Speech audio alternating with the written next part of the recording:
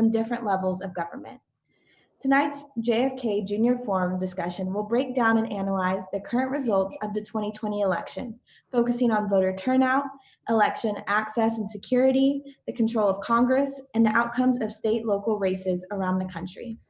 We are joined tonight by Karen Finney, who was a senior advisor for communications and political outreach for Hillary Clinton's 2016 presidential campaign and served as a senior advisor to Georgia gubernatorial candidate Stacey Abrams. Scott Jennings, who is a co-founder and partner of Run Switch and served in several senior campaign positions for Senate Majority Leader Mitch McConnell. Robby Mook, who served as a campaign manager for Hillary Clinton's 2016 presidential campaign and is a CNN political commentator and nationally recognized campaign manager and strategist.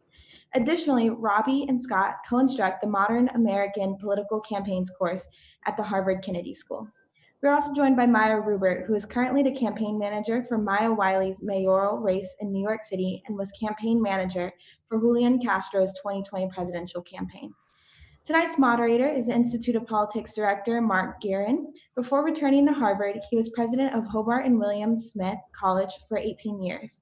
He also served in the Clinton administration as White House Deputy Chief of Staff, White House Communications Director, and Director of the Peace Corps. Thank you for tuning in, and we hope you enjoy tonight's discussion. Thank you very much, Molly, for that thoughtful introduction, and how great that your experiences on those campaigns were rich and rewarding ones. And welcome everyone to tonight's JFK Jr. Forum, where we have the very interesting title, What Just Happened for the Election. And, we have an extraordinary group of colleagues, 3 former fellows, strategists, campaign managers, communications experts, perfect people across the aisle to discuss what just happened. As we gather, the election could not be more tight in many states and Pennsylvania as the voting continues, where the president's lead is, I think, now below 100,000. In Georgia, 13,000 votes, 11,000 votes or so in Nevada, very razor-thin margins. We understood right before we came on that President Trump may be delivering remarks during the course of this forum, so we have much to cover of what's happened and perhaps news even in the midst of this. So we warmly welcome all of you here, and I thank especially our great our guests. Robby and Scott and Karen have served, as Molly said, the Institute of Politics as fellow. In fact, Robby and Scott had a very palatial office together here at the Institute of Politics. So it's great to have you all back, and Maya, we're delighted to have you as well. So let me kick off because we want to have some conversations here. We'd be interested when we get around to individual answers to know where you're zooming in from as well, because that's relevant in some cases. But let me begin. I'd be very interested in your thoughts for some of the big takeaways from this election, perhaps an individual race or a specific issue that really calls out to you, sort of top of mind, just to kind of lay the groundwork for our conversation so that we can kick this off and then go from here. So let me begin with Karen, then we'll go to Maya, and then I guess Robby and Scott. So Karen, welcome back to Politics. Top of mind, kind of reflections on election 2020. Thanks so much, Mark. I won't tell on any stories about you from the White House days, I promise. At least not on the Zoom call, because there's some good ones. Thank you so much. And the Clinton crew says hello. So I guess the thing that I've been thinking about a lot in the last couple of days, aside from just how emotional I know I'm going to be when this race is called, that we will have the first Black woman vice president, and I believe Joe Biden's going to win. And just the fact that Kamala was named to the ticket, that changes the history of Black women in America forever, to have been on the vice presidential ticket and to potentially become the vice president.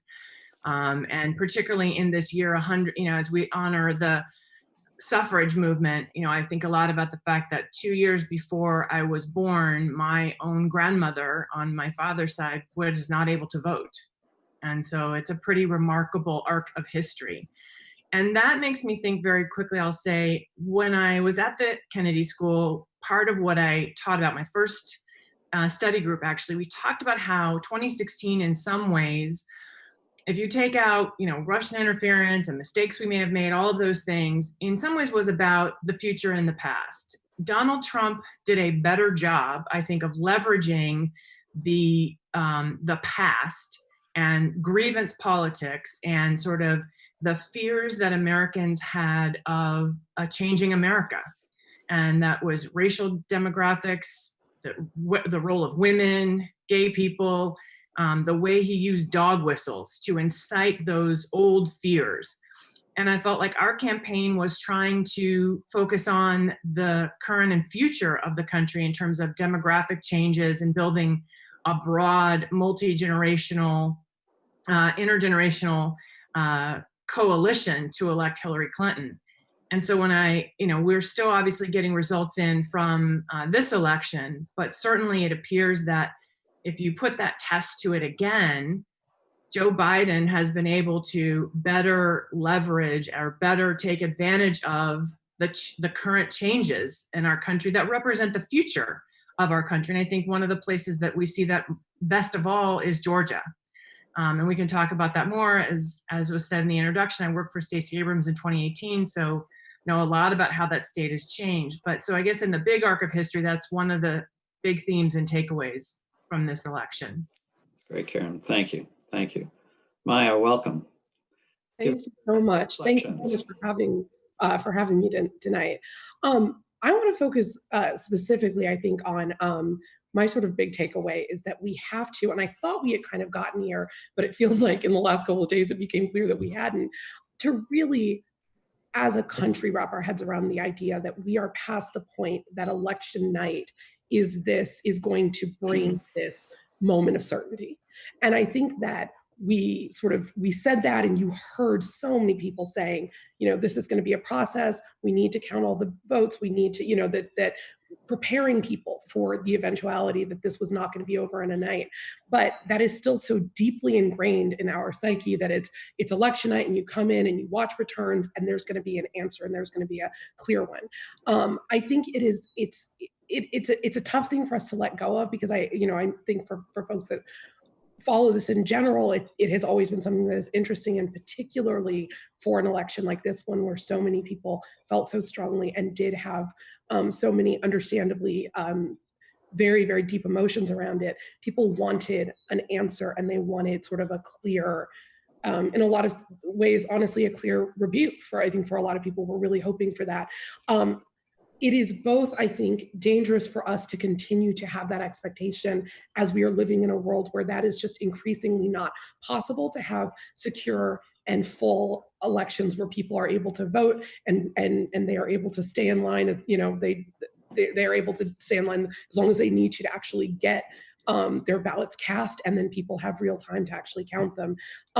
It's dangerous for us to keep thinking that can all happen in one night for our democracy, because as we're seeing right now, people can take advantage of that and try to ask to take a snapshot at the vote count at any one particular time and declare a winner. But I think it's also dangerous for our democracy in a more human way, because I think I watched people have a reaction over the last few days about what this election means, that when all the votes are counted, they may not have that same sort of feeling, but that amount of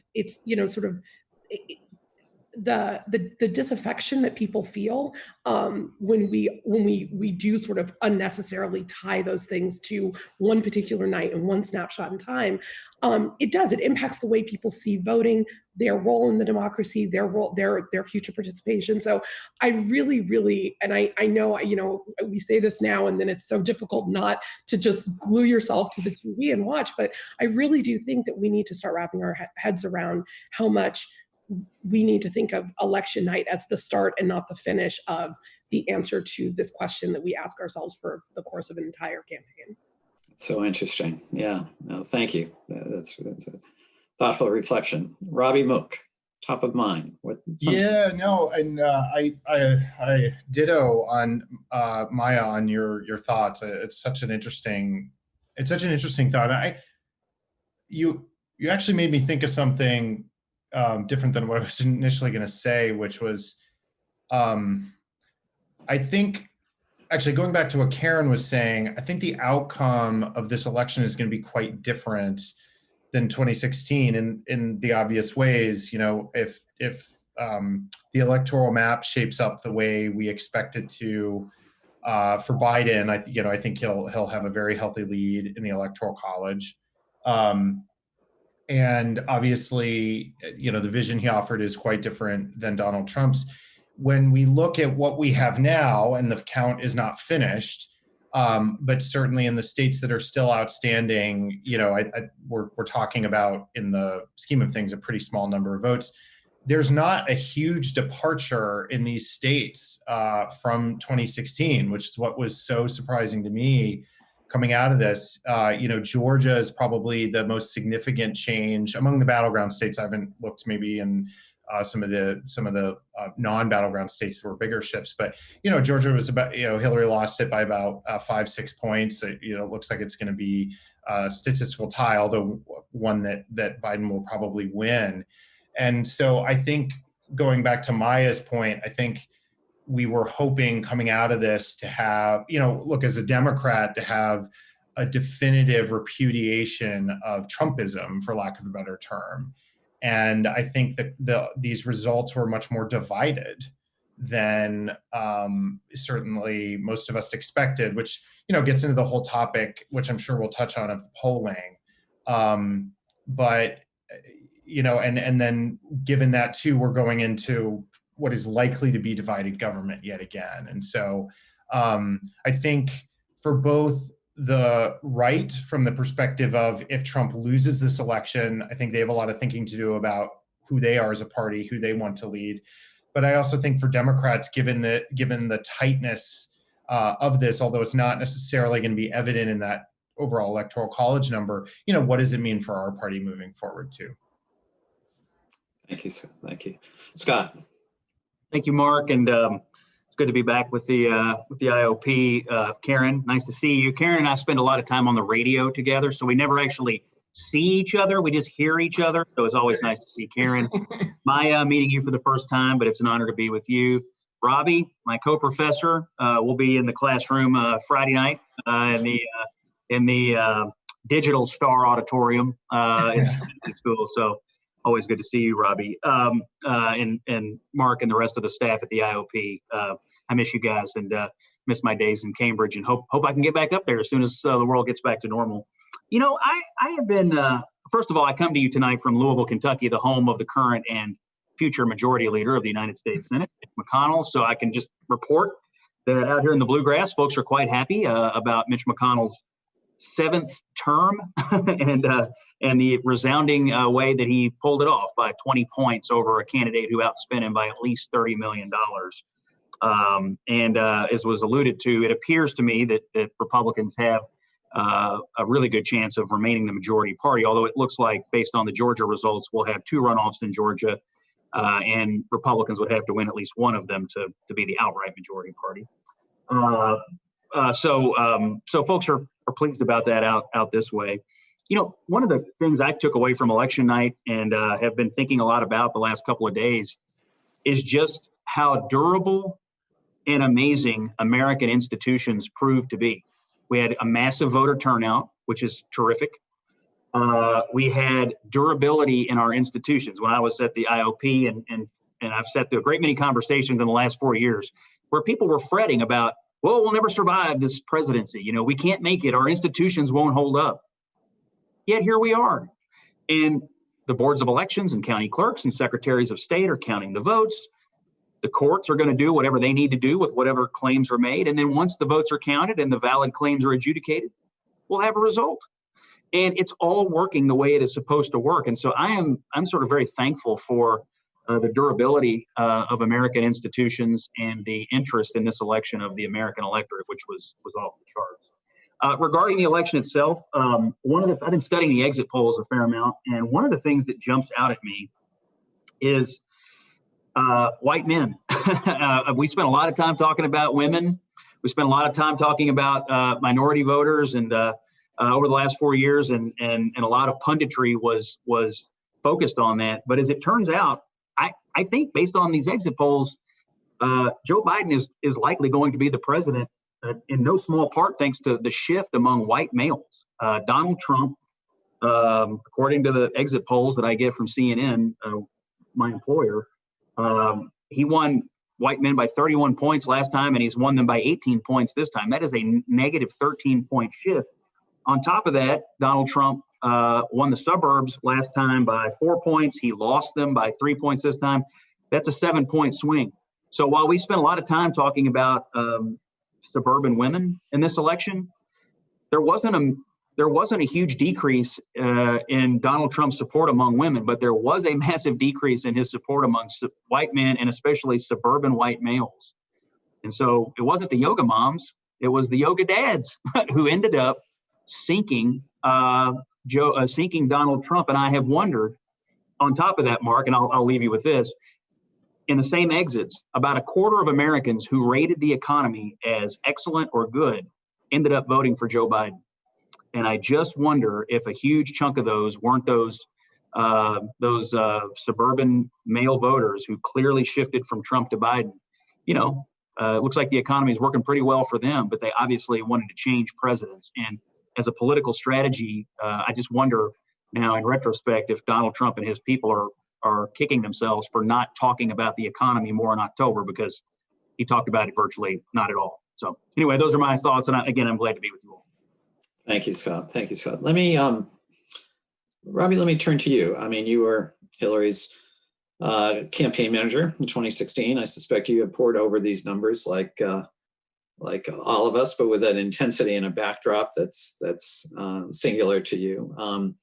Calling out to me, President Trump received 5 million more votes than he did in 2016. There are some interesting things, as well as the polls, and you made reference to this.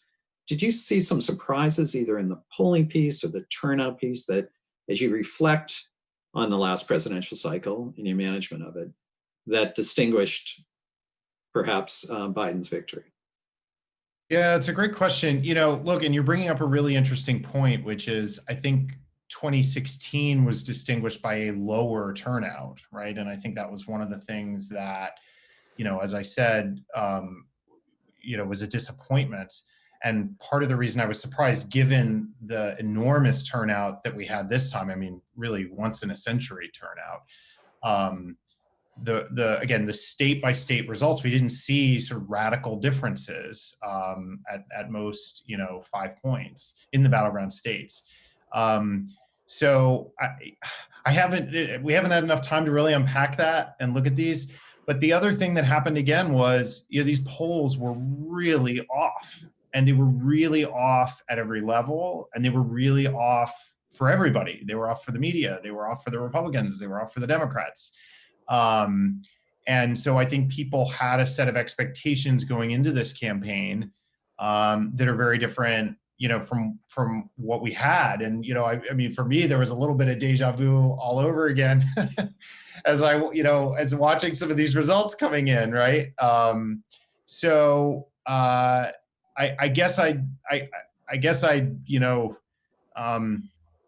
again, I'd come back to I've just been surprised by how much was similar, versus different. And I do think we're going to continue to have to wrestle with some of these meta political questions that have been, kind of nagging at us. And, Scott was talking about the exit polls. And again, what I was thinking about that is I don't know if I trust those.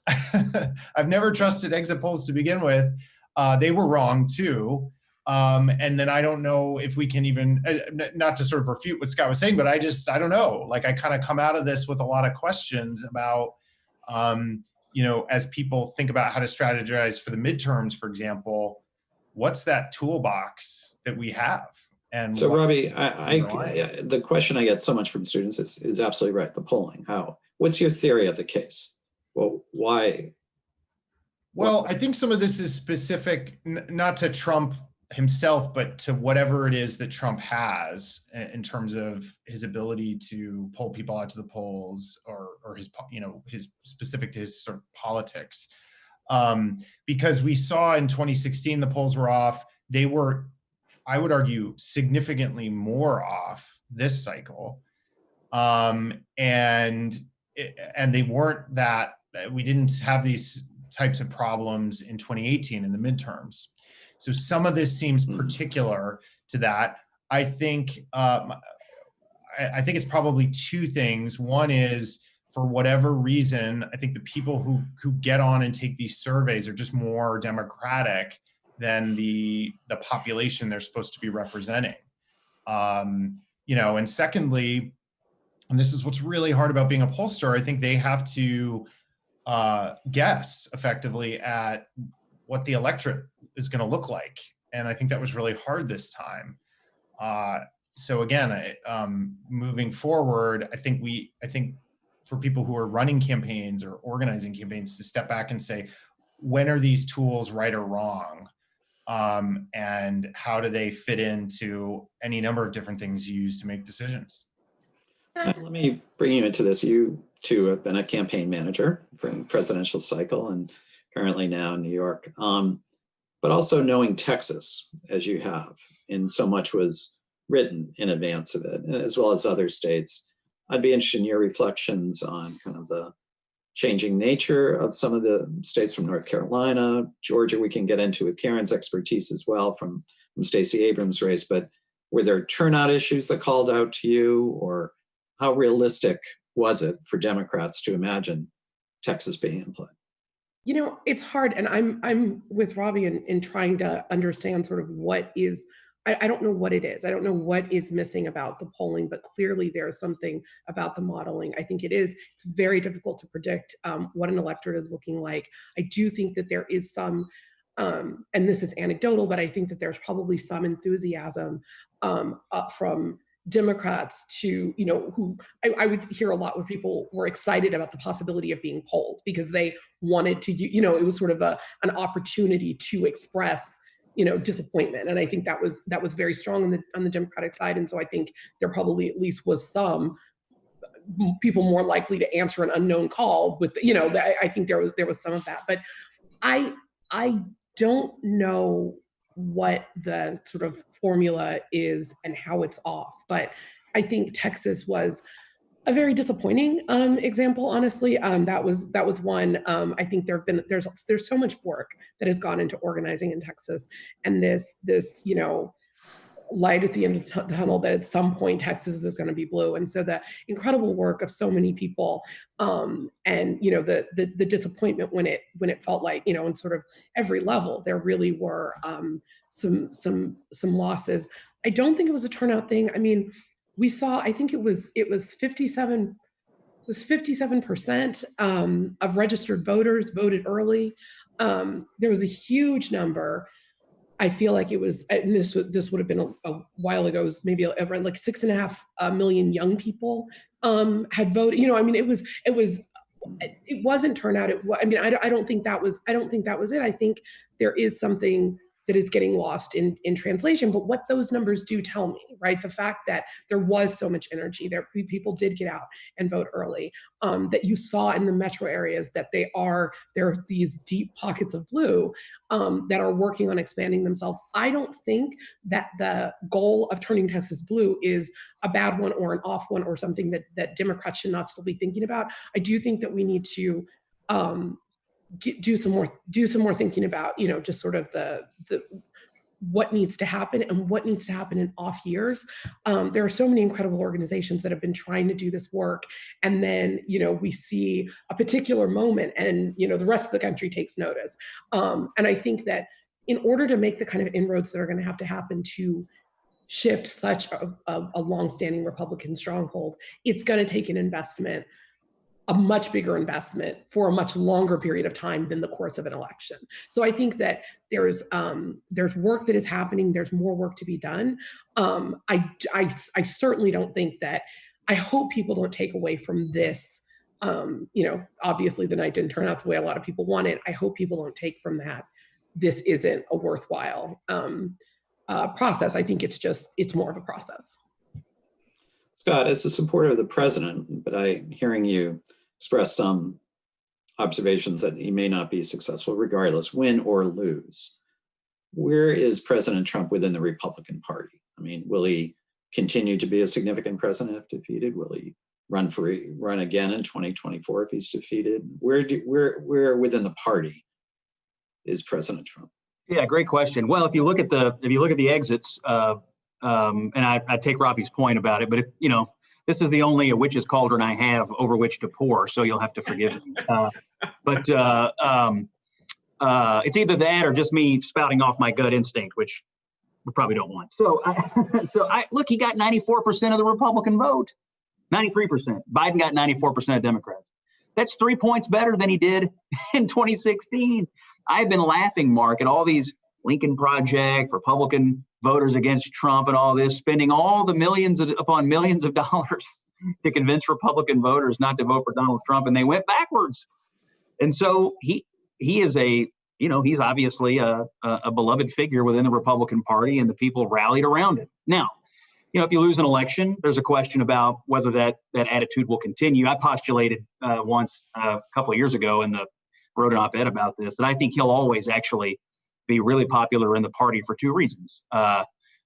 Because he smashed the Clintons and he smashed the media, and he won an election. But more than that, he was like, if you go to a Republican Lincoln Day dinner anytime in the last 20 years, the two things you'll hear more often than anything is, what are we going to do about those Clintons and what are we going to do about the media? And Donald Trump comes along and smashed them both. And so he'll always be celebrated for that. And what happens to him moving forward, I don't know. One of his children, two of them maybe, clearly are thinking about electoral politics in the future, which obviously keeps them relevant. So I think one thing we learned, by the way, is that the overall Trump policy agenda, or the Republican policy agenda that was executed under Trump, not all that unpopular. If you look at the House right now, as the votes stand right now, House Republicans got more votes than House Democrats. It might change as they count more, but that's true now. House Democrats lost seats. Republicans are, I think, going to maintain their majority in the U.S. Senate. Not a single state legislature flipped, even though it had been expected. So there was a repudiation of a messenger, but there was not a repudiation of an agenda. Although we did see a shift in the political dynamics, and I now think the Republican Party is very much a working class party. Working class whites. We had more African Americans and Hispanics of working class coming towards the Republican Party. So I think one thing you may see as an outgrowth of Trump, Mark, is that the Republican Party bills itself as the party of the working class, and they bill the Democrats as the party of the ruling class or the elite class. And that may be how races are run for the next couple of cycles.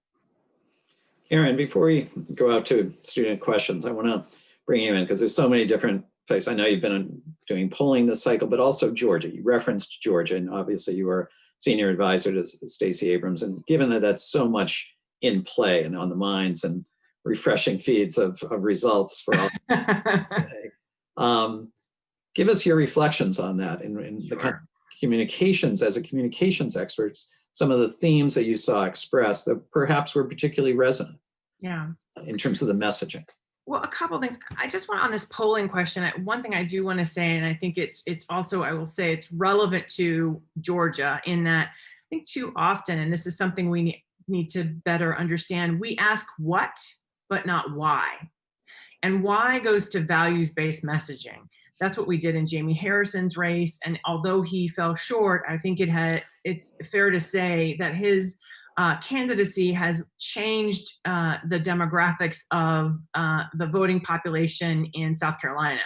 And it makes it kind of ripe for what we've seen in Georgia in terms of potential movement. One of the things I think the Democratic Party does not do nearly enough of is to play the long game. And that is, also part of Georgia, which I'll talk about in a minute. But as an example, in 2016, it felt like what we learned afterwards is that when we talked to people about their economic anxiety and they told us, I'm worried about my children's future, they weren't saying, I want a $15 minimum wage. They were saying, I'm afraid immigrants are taking jobs, women and Black and brown people are taking spots in colleges, and I'm worried that my kids won't have the same opportunities. And we saw there were 7 studies after the 2016 election that found that fears about a changing America. We talked about this actually even at Harvard in the post-election conversation, that played a major factor in what led people to support Trump or Trump supporters, because he spoke to those fears, those cultural anxieties, and sexism and racism were part of that. And so I think that's an important example of the way that polling can miss what is really happening under the surface and what is driving why people are feeling a certain way. And, as we have said, in Jamie's race, we said, look, values are not going to change. The issues could change. We didn't think there would be a pandemic, obviously, but really speaking to people's values. And frankly, I think the Republican Party has done a better job of that. I don't agree with the way they frame values, obviously. So in Georgia, it is such an important case study, because actually what people need to know is Stacey Abrams started the work of changing Georgia when she was minority leader. I mean, she personally put her blood, sweat, and tears and time into traveling around the state, trying to understand and hear from people all across the state, putting money into the state party so that there were resources to actually run elections better. And then she started, a voter protection organization and a voter registration organization. And then she ran for governor. So she really set a lot of the conditions in place to then, and then frankly, the premise of her campaign, similar to Barack Obama, was there's no such thing as a sporadic voter. We just don't talk to people. Because if you don't, Governor Dean used to say it's a sign of respect to show up and ask people for their votes.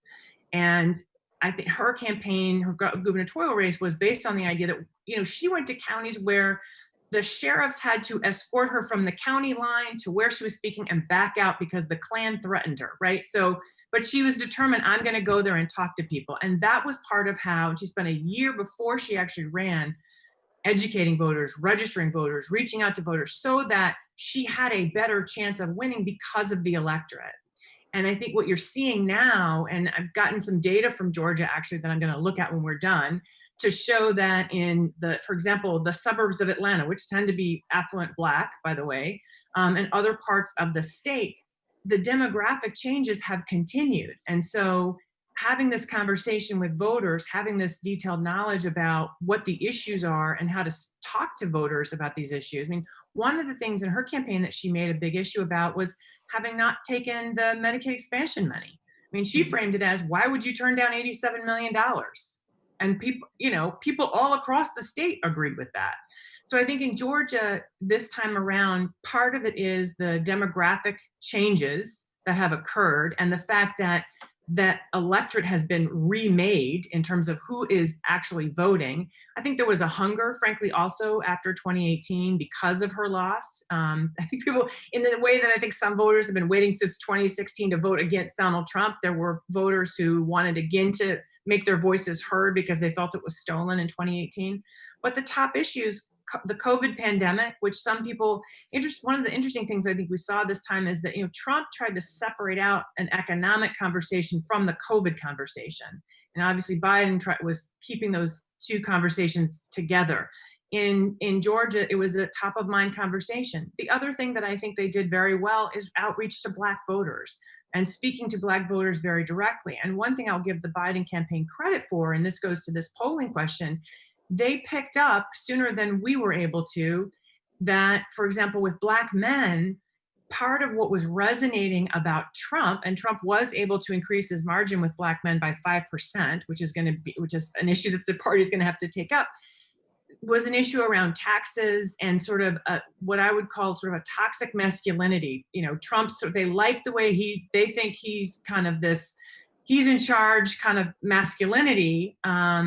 And that, no, he doesn't take any guff from anybody and he says what he means. And so I think they caught that early enough to make some shifts in their messaging and to really speak to Black men in particular, but really to target the Black community in a number of these states, going to the historically Black colleges.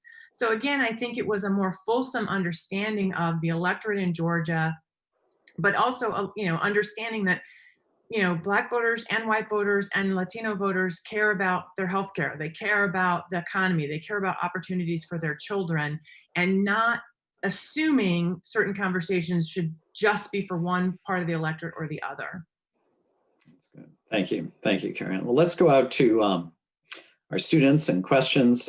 We have a lot of them, and this has been a great conversation. But let's bring Manat into this. Manat, I invite you to unmute yourself and to ask your question. Thanks, Mark. States where you fit into the college and all of them. Will do. Thank you so much for this great panel. It's been such a great conversation. My name is Manat Banassi, and I'm the Director of Special Projects at the IOP Jr. at Harvard, studying economics and government. And my question isn't directly about the election, but of course it informs it. And it's specifically about bipartisanship in the near future. I think I'm really curious about, and I think a lot about the confirmation of Amy Coney Barrett just recently, and the fact that she was the first justice to be confirmed without bipartisan support since Reconstruction. And so my question is about, where do you think bipartisanship is going in the near future? I know it's a big question, but if you have any thoughts about, what's next for any bipartisanship within really just trying to do anything or just trying to solve any issues, I'd love to hear your thoughts on that. Thank you so much.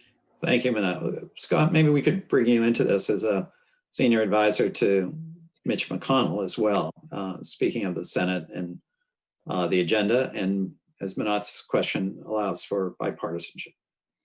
Well, I think one of the ways to interpret the election results is this is exactly what voters demanded. They quite likely have elected a Democrat president and a Republican Senate, and they've narrowed the margins in the House. I mean, I've heard some people on TV say we're more divided than ever, but it may be that we're just united and that we want the two parties to work together and neither party should have too much power.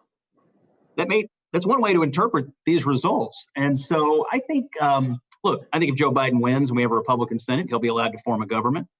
I don't think he'll be able to appoint people that are fringe left types, but I think he'll be able to appoint a government.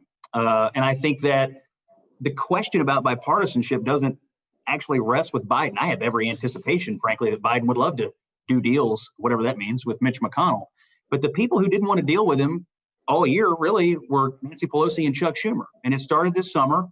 They filibustered police reform on the Senate floor. They filibustered the last COVID package. Republicans are not going to rubber stamp or pass Pelosi legislation sight unseen. It is just, that's not going to happen. What they will do is engage in debate and pass bills that have some kind of bipartisanship. The closeness in the Senate guarantees that we will not lose the legislative filibuster. Thank God, because it's the last mechanism in Washington that actually enforces bipartisanship. It means to do most anything in the Senate, not judicial and not some reconciliation issues, but to do most anything, you got to have 60 votes. That's a good thing because that's what people want. And so to me, regardless of our prior battle scars, I think anytime you come through an election, it's a chance to reset and rethink what we're doing. And I would interpret the election results as a demand for neither party to have too much control. And I would interpret that as we want the parties to work together. And I think the circumstances exist to do that. But I'm, and maybe my Democratic panelists can opine on this. I'll be curious to know whether Nancy Pelosi and Chuck Schumer believe the same thing. Can I just say, though, something on that? Scott, you're always so optimistic, but at the same time, let's set the record straight here a little bit, because you did have, it was none other than Mitch McConnell who said not long after President Obama was elected, let's make sure he's a one-term president. And he did pervert the rules as many times as he could to block President Obama and not be bipartisan. So I don't expect Mitch McConnell to have much of a change of heart. But what I would say to Manat's question is whether or not the Senate, and this is a message that a lot of us have been really trying to impose upon people, it's up to us, we the voter, to make sure that they do what we have elected them to do. If Scott's premise is the case, that perhaps this more divided government means we want our leaders to get it together and stop the fighting and actually get something done, we have to hold them accountable. We have to ask for the receipts next time the election comes to say, did you get done what I elected you to do?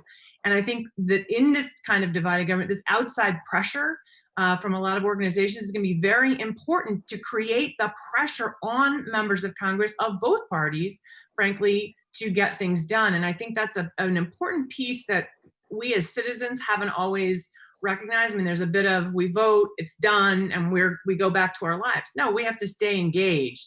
And that is part of our job of making sure that they don't revert back to back to partisan corners.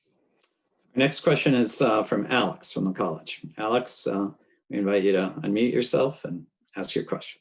Hi, and thank you all for being here today. I'm Alex. I'm a student at the college, zooming in from New York.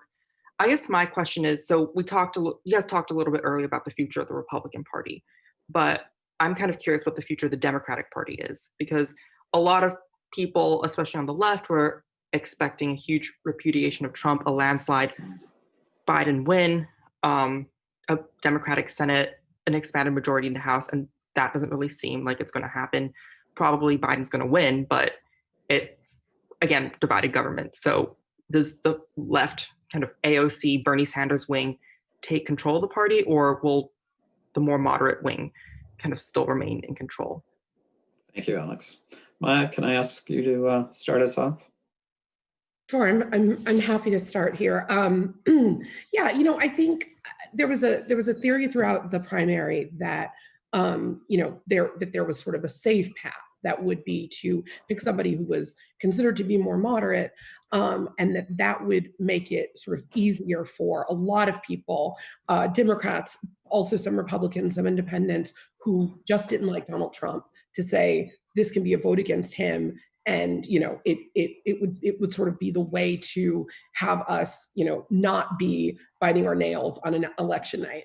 And I think we saw that didn't happen, right? I mean, that is not, it was, I think what we saw here was there was going to be a divided electorate regardless. And so I think that the Democratic Party should really take a look at what kind of party we want to be. And if we're going to be a party that centers working people, working families,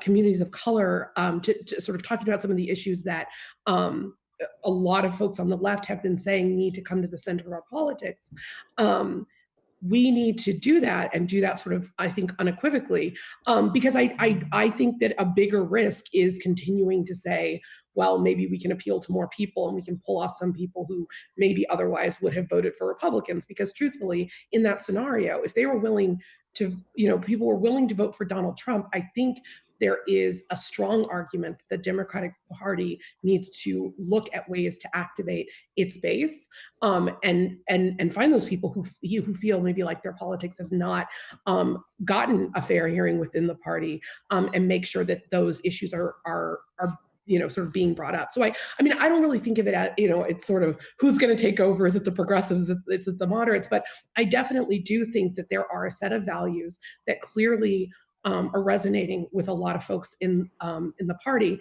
and that a lot of those people, they're younger and they're less likely to vote, and maybe with more focus there, we will be able to expand an electorate, as opposed to this theory that I think has been conventional wisdom for a while, and we keep seeing sort of not play out, which is that if we just sort of go to the middle, especially, unfortunately, as the middle keeps moving to the right, that we will somehow, have these safe elections where we don't have to worry. And when that isn't happening, I think it's time to reshape how we're thinking about this stuff. Robby, did you want to chime in on the future of the party? Yeah, I have two thoughts. One is I think a midterm versus a presidential election are two very different things, and so I think the Democratic caucus in the House, for example, a little bit less so in the Senate, but in the House is very ideologically diverse, right? And I think in the midterm election, both from an offensive and defensive perspective, I think you're going to see a variety of different perspectives expressed. And however, I think what we saw in 2018 that was quite effective was coming together on a certain set of issues where I think there's enormous, not only enormous unity within the party, but a pretty major contrast with the Republicans, for example, doing something to lower the cost of prescription drugs, or improving Obamacare to create a public option, things like that. And, most of those things were things that Biden was campaigning on as well. I think when it comes to the presidential contest, and I think that's what's on a lot of our minds on this, as we move forward as a party, as long as Biden, knock on wood, is the president, I think, he will be that figurehead. But at the point that it's time to choose a new nominee, the more I do this, the more I think this stuff is so personality driven, and ideology matters, but I think what people respond to, I mean, Trump's a perfect example. He's ideologically all over the place. You know, he said on the campaign, "I'll never cut Medicare and Social Security." You know, he said he was for gay rights. He was sort of all over the map. But I think people were drawn to his personality, drawn to hit, you know, Scott was highlighting it earlier on, sort of the way he pushed off of different elements of society. And so I think the real question in that next presidential primary will be, who do people want to rally behind as a person, more than policies? So that would just be my take. Great. Our next question is from Nadine. Nadine, welcome. I invite you to unmute yourself and ask your question. Hi, I'm Nadine Corey. I graduated from the college this past May, and I was a member of the JFK Jr. Forum on the IOP. So thank you so much for being here. I have a question about the so-called blue wall, because you know, back in 2016, that was my first election, and I remember thinking to myself, wow, Michigan, Wisconsin, Ohio, Pennsylvania, so many paths to a Democratic victory, and yet they all voted together. And if you look back into history, these 4 states tend to always vote together. In fact, I don't think a president has been able to succeed without the 4 of them since '88. And the one time they didn't vote together since then was in 2004, when John Kerry lost Ohio, and had he won it, he would have won the election. Now, you know, we're not sure what's going to happen, obviously, but there's a good chance that Joe Biden can win without Ohio. Ohio has kind of been pulling away in terms of its, you know, leaning. Last time, yes, Secretary Clinton lost all 4, but she lost Ohio with a much bigger, like 9-point margin. And now Joe Biden has lost it, and he has a path to victory without Ohio and without Pennsylvania. And so I'm wondering to you, you know, do you see this blue wall changing? Do you see the demographics of certain states in this region changing? Do you think Democrats need this region as much as will need this region in the future as much as they have in the past? And, you know, what do you think is the future of the Rust Belt in electoral politics? Do you think that, you know, the Rust Belt voter will decide the election in the way that it has before? Or do you think the demographic shifts in Arizona, Nevada, even Georgia will be able to cover those for the Democrats in the coming years? Great question, Nadine. Thank you, and welcome back to the JFK Forum. I invite our panel. Who would like to start in on the blue wall and the changing demographics? Karen. Talk about that. I mean, I think part of it is that it's the changing demographics, but it's also, and this kind of goes to the future of the Democratic Party, we have to do a better job of reaching out to people and staying in communication with people. I mean, I think the party to some degree has a structural problem. I did a lot of polling work for the Congressional Black Caucus and the DCCC this cycle. And that was, and you know, it was interesting in that people, when you told people, for example, about the George Floyd Justice and Policing Act, and we haven't talked about criminal justice reform and combating racism, which were 2 top issues for a lot of voters. When you told them what was in it, they loved it. And they were like, great, let's do that. And then when you said, well, actually, that's what the Democrats in Congress are doing, they didn't know that. And so that suggested to us in a lot of the research, there's a structural challenge. And I think, look, I mean, we lost Wisconsin by 23,000 votes. We lost Michigan in 2016. In 2016, sorry. We lost Michigan by 11,000 votes. Biden looks like has won it by about 150,000 votes. I think it's not insignificant that he was in Michigan and Wisconsin over, you know, close to the election. And I think they did a good job of reaching out to different parts of the Democratic Party coalition in both states. In Pennsylvania, I mean, you know, I've been thinking about Pennsylvania a lot because Hillary is also from Scranton, PA. And it was a tough state for us. And, you know, again, I think a lot of it is about the changing demographics, but again, as I said, doing better in just communicating with the people who are there instead of accepting that some people are quote unquote sporadic voters. Because, you know, I'll give you an example. Voto Latino has done a lot of work over the last 10 years. And one of the things they found post 2016, when they went back and were polling their members, some 70% of the folks of Latinos who were eligible to vote who didn't vote said things like they never were contacted. So that, I think those are structural challenges we also have to look at in terms of how we're communicating with voters and making sure people know that we, know our values, know we care about them, and then, actually ask them to vote for us. Scott, let me bring you into this as a Republican and kind of to Nadine's question about starting with the blue wall, but broader, the electoral map and going forward. In the presidential cycles, how do you see it changing, evolving? Well, first of all, I would just say nothing in politics is permanent. And so Ohio was permanent until it wasn't, and that's true today. And the blue wall was permanent until it wasn't. Now it's back. And so I think things can change and they can change based on the personalities that are running. They can change based on economic circumstances. I mean, there was literally no discussion of foreign policy in this election, but I assume if there had been a foreign policy crisis, that might have changed the dynamics of how the race was run or perceived in different places. And so I just think you should always remember that nothing is permanent. I do think that the emerging demographics of the Sun Belt, from Arizona to Texas to Georgia to North Carolina, obviously, at least today, are blowing in the Democrats' direction. I would point out, though, the only demo that Donald Trump got worse in was white men.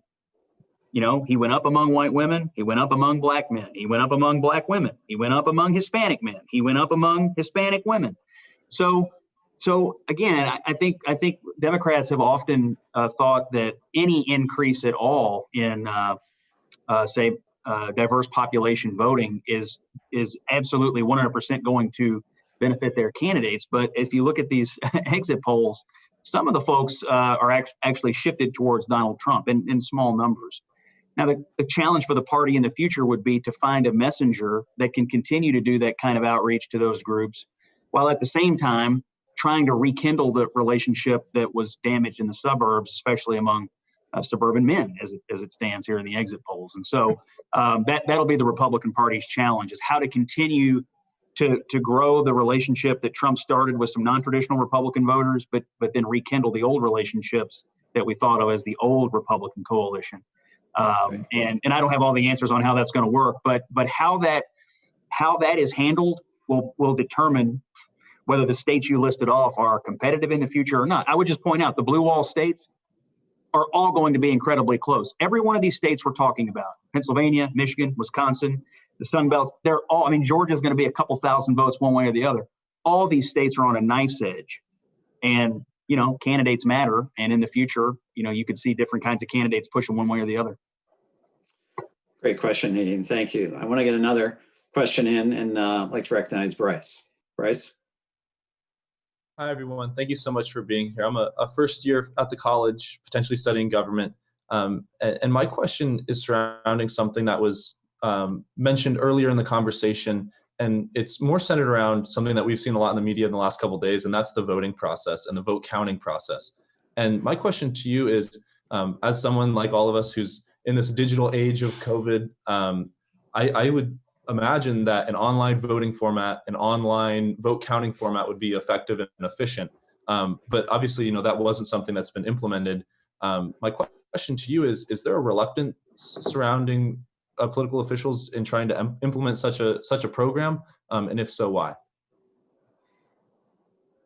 Great question. I think that's a Robby Mook question. Robby, do you?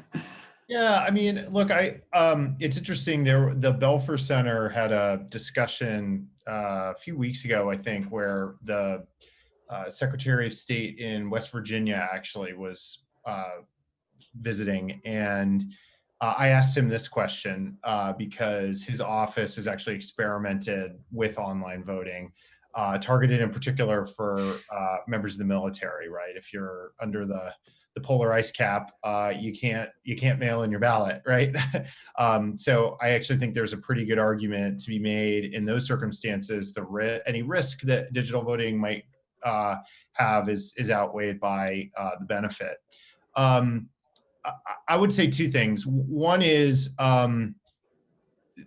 trust in the process is really essential. And we've had a big debate or discussion about that this cycle, mostly centered around words, right? When people spread misinformation about the voting process or just claim it's rigged as a strategy to manipulate public perception, that does damage to the process too, right? But when we're selecting voting methods, it's also important to select methods in which people have trust. And one of the challenging things about online voting is there's a perception that honestly is really a perception. It's not necessarily backed up by facts, that it's just less secure, right? If you have a stack of ballots in a warehouse, you can always go back in and recount them, right? What that doesn't really factor in is most of the tallying and reporting. That's all happening online too, right? So we're already using the online space in our voting system. So I think part of it is potentially generational and just a matter of time. We do our banking online, your grades, that we're submitting and so on. We're doing all that online. So we have a lot of faith in the online space for a lot of things we do in life. And I think the upside of some sort of online voting system is I think it could dramatically, obviously, increase, as I think you alluded to, it could really dramatically increase participation, which would be really good. Because I think anytime we can make voting easier and keep it as secure as it needs to be, that's a really good thing. So that was a really long way of saying, I think we need to be open-minded about doing it and not reject it. And I think we need to be supportive of secretaries of state who test it responsibly and look into it. But my guess is it's going to be a pretty long time, before it actually happens, because there's just going to be a trust issue there. Thank you, Robby. And we're coming to our time. Thank you, Bryce, for the good question. And before we break, it's been such a historic year. Any closing thoughts or reflections to our students as we before we leave from any of our panelists? Anything we didn't cover? Any reflections that you want to leave us with? Well, you've all given us a great. Please, Maya, go ahead. I would say voting matters, and it's a lifestyle, not a once every 4-year habit. And staying engaged matters. I know as you're at the Kennedy School studying and at Harvard, studying these issues, it matters. It all matters so much. And I think, look, this election, I think we sort of created all this mirage about a blue wave, which as Robby probably shares, my PTSD from 2016 kind of I refuse to buy into any of that, right? But I still think, we still saw historic turnout. We saw Americans taking in the middle of a pandemic. People were determined to have their voices heard. And I hope that inspires you in the same way it has personally inspired me to say that. And I think into what Scott said, he's right. We all were nervous about Donald Trump, the damage he would do to our democracy. I might still say I think he's done some damage, but I do think at the end of the day, the system is designed in such a way that we, the people, still have more power than we recognize. And so I hope we take that away from this election. And I do think in the end, it's going to be a pretty historic win for Joe Biden, actually. I'll just say, Mark, I think what America needs more than anything right now, well, what we needed was people engaged in democracy, which we got. And now what we need more than anything is acceptance. And I really think there was not a level of, let's just be honest, there was not a level of acceptance of Donald Trump as president. And there may be people out there tempted to not accept an alternative, Joe Biden in this case. And so I would just say to everybody, we need acceptance because the political system to function can't really function if half the country is treating the president, whoever it is illegitimate. And I think we learned that in the last 4 years, and we will learn it again if we don't accept whatever happens here in the outcome. So my fervent hope and prayer for America is you got the first part right. You voted, and we have a result, and it's mixed, and neither party got everything that it wanted. The second part is to accept it and to allow it to work. And I think we'll all be happier if that happens. Maya, Robby, any reflections? I was just going to share. I talked a little bit about Texas earlier, and I wanted to mention one other thing, and that is that I very strongly still believe that Texas is going to go blue. I look at Arizona and see what organizers did there. I think that the people that are working in a lot of these states, I think there is so much power in organizing. It is one of the things that has given me the most hope over the course of this this entire cycle. And so I hope students who, want to go, sort of participate in the process, figure out what you want to do, organize for it. It's literally the only way we ever get anything done. And when we get those things done, it's real. So great advice. Robby, close us up. Oh no, well, that's a tough one to follow. I completely agree. Well, with everything that's been said, but particularly with Maya. I mean, I think these midterm, I don't want to get ahead of ourselves. We're still counting this, but there is going to be a midterm election coming up. There's important elections that are going to happen next year. And I do encourage people to get involved. I think in general, we are probably have entered a real transition in our politics, generationally and also in practice. And I can't think honestly of a more exciting time to start to get involved. And being in the beginning of a transition the way we are, that's the best time to have an impact on how things play out. So somebody on this Zoom is going to be managing, some people, probably multiple people on this Zoom are going to be managing a presidential campaign, or for that matter, running for president, or Senate or House or anything else. And I really look forward to seeing that happen. Thank you, Robby, and thanks to our entire panel. You've really laid out kind of important issues for us to think about. We're especially proud of our work with the Harvard Votes Challenge this semester, the voter participation in our Harvard Youth Poll, which really stated the great interest in this election. So you gave us a lot to think about. We'd like to invite you back at some point to kind of continue this, but we leave you with our thanks. Next week, we have a full lineup at the forum on Monday, November 9th. We'll have a conversation with Jim Steyer and Shoshana Zuboff examining technology issues and constructive solutions. And then on Tuesday, November 10th, we have a double header at 4 o'clock, the annual Glauber lecture, where we have Eric Rosengren, who's the Federal Reserve Bank president here in Boston. And then at 6 p.m., Congresswoman Ayanna Pressley will be in conversation here in the forum with our IOP fellow, Brittany Packnett-Cunningham. So we invite you to all of those forums. We leave you with our thanks, and to Scott, to Robby, to Maya, to Karen. Thank you so much, as well as our students who asked really thoughtful questions. Good night, everyone. Thanks. Thanks so much. Night.